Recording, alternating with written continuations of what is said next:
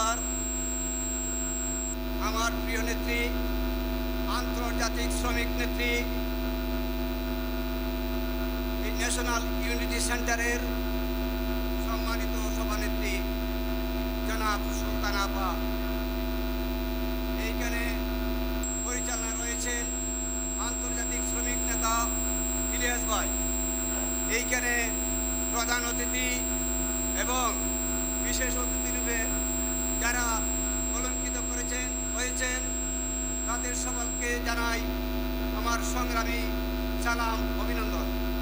আপনারা যারা বিভিন্ন সেক্টর থেকে আজকের এই সাধারণ সভায় অনেক কষ্ট করে, অনেক শ্রম দিয়ে, সময় নষ্ট করে এখানে উপস্থিত হয়েছেন, আপনাদের প্রতি রইল শুভেচ্ছা, অভিনন্দন। আমি দীর্ঘ 35 বছর যাবৎ এই শ্রমিক সংগঠনের সাথে জড়িত।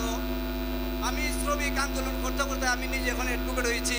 শ্রমিকদের জন্য আইনি লড়াই করার জন্য আমি অ্যাডভোকেট হয়েছি প্রায় 13 বছর হয়। শ্রমিকদের ছেলে মেয়েদের লেখাপড়ার জন্য আমার সম্পদের একটা অংশ আমি পিছিয়ে পড়া ছাত্রছাত্রীদের জন্য আমি সরকারকে দান করে দিয়েছি 2 বছর আগে। এইটা শ্রমিকদের সন্তানেরা লেখাপড়ার জন্য বেশি টাকা সম্পদ দান করে দিয়েছি হবিগঞ্জ পৌরসভার ভিতরে।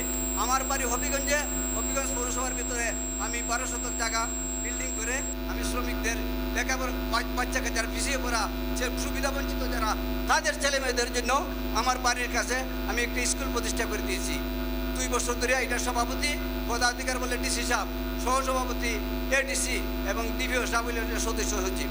আমি এটার দাতা হিসাবে স্কুলটা আমার নামেই।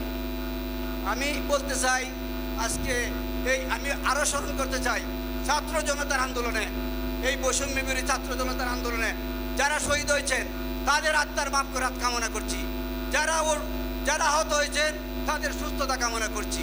আমি এইটুকু বলতে চাই, শ্রমিকদের অধিকার অবহেলা করে কোনো দেশ এগিয়ে যেতে পারে না। শ্রমিকদেরকে পিছনে ফেলে কোনো দেশ সামনে এগিয়ে দেওয়ার কোনো সুযোগ নাই। তাই ILO কনভেনশন অনুসারে আমাদের যত সেক্টর আছে, শ্রমিক সেক্টর আছে, এই ILO সেক্টরের বিধানগুলো সরকার যদি মেনে নেয় তাহলে আমাদের শ্রমিকরা পিছিয়ে পড়ার কোনো সুযোগ থাকে না। আমাদের একটা দেশে শ্রমিকদের শ্রম, ঘাম এবং রক্তে একটা দেশের উৎকর্ষ সাধিত হয়, কিন্তু আমাদের দেশের শ্রমিকরা শ্রমিক সমাজে অবহেলিত।